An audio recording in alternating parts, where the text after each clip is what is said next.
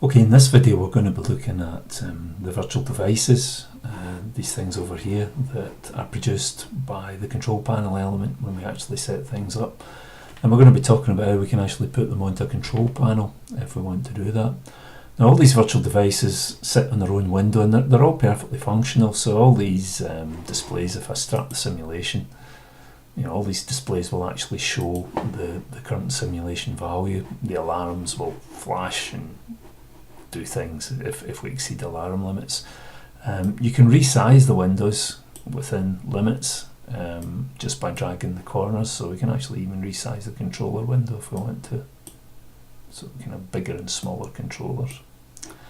I tend to leave these controllers alone.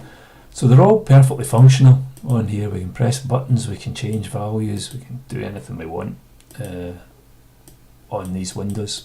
But they are a bit of a mess. You can have them arranged on your desktop as they are here, but it is a bit of a mess. If you want things to look a bit tidier, you can actually stick these onto a control panel. So the way we get a control panel is we go across to this backgrounds menu and we say add a background. So what do we want to call the background? You can add as many of these things as you want, so you could have multiple control panels. Let's just call this control panel 1. We then select a file, and the file that we're selecting is a graphics file for the background. So let's just go up to PySim, and I think I've got a whole bunch in the graphics directory here. So let's use the aluminium sheet. So this is just a sheet of aluminium, a picture of a sheet of aluminium, so it represents the control panel background. Now the next thing we want to do is actually put these virtual devices onto the control panel. The way we do that is to put the control panel into edit mode. When we do that, when we actually drag one of these windows across the control panel, you can see that the window surround disappears, and this controller now actually becomes kind of free-forming until you actually take it to the edge of the control panel. So you can stick it where you want. All of these things are the same. You can stick these things where you like. One slight problem with this is that you're losing the window header, which actually tells you which instrument it is. So when you're designing a control panel background, it's a good idea to actually add some labels on the background where you want the various virtual devices to go. But they will all fit onto this control panel like that.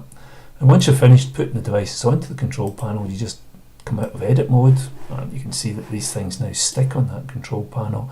And inside there, all these devices retain functionality.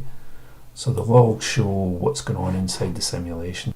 So as you can see, that you can put all of these things onto a control panel and everything stays functional, and it's a really neat way of controlling PySim simulations. As I said, you can actually have more than one background, so if you want another background of these other controllers, control panel 2, select file, let's black gradient this time, why not? Let's stick that on.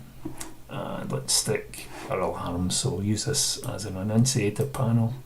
Oops, let's just move that onto there and move that one onto there. So we've got our control panel 2 with the devices attached to it.